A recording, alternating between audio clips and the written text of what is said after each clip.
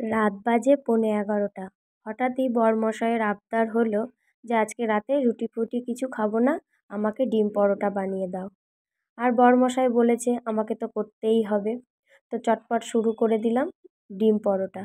তো ভাবলাম যে যখন ডিম পরোটা করবই তখন একটু ভিডিও করে তোমাদের সাথে শেয়ার করে নিই।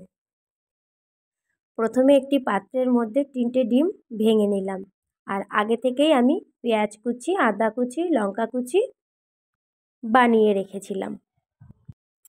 এবারে ওই ফাটানো ডিমগুলোর মধ্যে আমি এক এক করে পেঁয়াজ কুচি, লঙ্কা কুচি, আদা কুচি মিশিয়ে দেব এবং খুব ভালো করে সমস্ত মিশ্রণগুলিকে ফেটিয়ে নেব। আর এখন যেহেতু শীতকাল, ধনেপাতা তো বাজারে অ্যাভেলেবেল, তোমরা চাইলে এর মধ্যে ধনেপাতাও দিতে পারো। আর পরিমাণ মতন লবণ আর পরিমাণ মতন চাট মশলাও দিতে পারো। লবণ তো দিয়েছি, কিন্তু চাট মশলাটা আমার কাছে এই মুহূর্তে নেই, তো আমি জাস্ট এমনি প্লেনভাবেই করছি। এদিকে আমি আটা ময়দাটা খুব ভালো করে মেখে নিয়েছি। এখানে আমি শুধু ময়দা দিইনি, ময়দা দিলে একটু শক্ত হয়ে যেতে পারে, সেই জন্য পরিমাণ মতন আটা আর পরিমাণ মতন ময়দা দুটো সমান সমান করে দিয়েছি। আর এর মধ্যে মিশিয়ে দিয়েছি সাদা তেল, চিনি, লবণ আর একটু কালো জিরে ছড়িয়ে দিয়েছি, এতে টেস্টটা একটু ভালো হয়। আমি পাকা কোনো রাঁধুনি বা কুক নই, জাস্ট ভালো লাগে সেজন্য করি। আর ভালো লাগে বলে ভিডিও করি, তোমাদের কাছে ভিডিও দিই। যদি কোনো ভুল হয় তাহলে অবশ্যই আমাকে, তোমরা যদি কেউ সঠিকটা জেনে থাকো আমাকে অবশ্যই সেটা জানাবে। আর আমি যেটুকু জানি সেটুকুই তোমাদের সামনে তুলে ধরছি। তবে এইভাবে লেচি করে ময়দা বেলাটা আমি শিখেছি, আমিও নিজে জানতাম না, তবে ট্রাই করলাম, খুব সুন্দরভাবে হয়ে গেল। এতে কি হয়েছিল, পার্টিশানগুলো বেশ ভালোভাবে বোঝা যাচ্ছিল। পরে যখন পুরো জিনিসটা তৈরি হয়ে গেছিলো তখন পার্টিশানগুলো বুঝতে পারছিলাম। এই মুহূর্তে হয়তো খালি চোখে তোমাদের বোঝাতে পারছি না, কিন্তু ভাজার পরে সেটা খুব সুন্দর পাট পাট হয়ে গেছিলো। আর আমি সমস্ত আটা লেচিগুলো বেলে নিয়েছি। এবারে গ্যাস ওভেনে ফ্রাইং প্যানটা বসিয়ে নিলাম, আর আমি সমস্ত পরোটাগুলো সাদা তেলেই ভাজবো। আর এক এক করে দেখো এই ডিমের গোলাটার মধ্যে আমি পরোটাগুলোকে চুবিয়ে চুবিয়ে নিচ্ছি। আর যেহেতু আমি চটজলদি সমস্ত কাজগুলো করেছি, আমার পেঁয়াজ কুচানোগুলো একটু বড় হয়ে গেছে।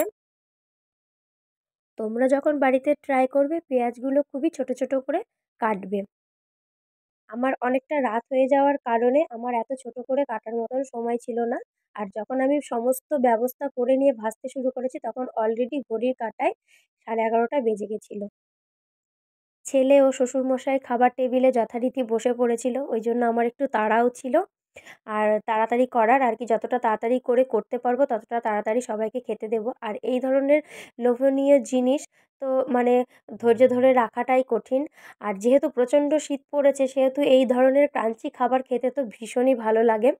তো দেখো এই যে আমার এইরকম হয়েছে, এক পিঠ আমি খুব ভালো করে একটু ডিমের কোটেশনগুলো দিয়ে দিয়েছি, যেহেতু পরোটার মধ্যে সবটা ভালোভাবে উঠছিল না। আর দেখো খুব সুন্দর ফুলছিল, আর আমি তেলে খুব ভালো করে এপিঠ ওপিঠ করে ভেজে নিয়েছি যাতে ভেতরটা কাঁচা না থাকে। তো একে একে আমার সবকটা পরোটাই ভাজা হয়ে গেছিলো।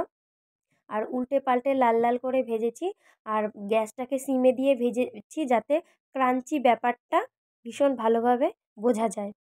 এবারে সবাইকে পরিবেশন করার পরে আমি নিয়ে বসেছি। আর এত অসাধারণ টেস্ট শীতের মধ্যে কি বলবো, তোমরা বাড়িতে অবশ্যই ট্রাই করে দেখবে, নিশ্চয়ই খুব ভালো লাগবে। আর কে কে ট্রাই করেছো আমাকে অবশ্যই কমেন্টের মাধ্যমে জানাবে। সস দিয়ে খেতে কিন্তু অপূর্ব লেগেছিল।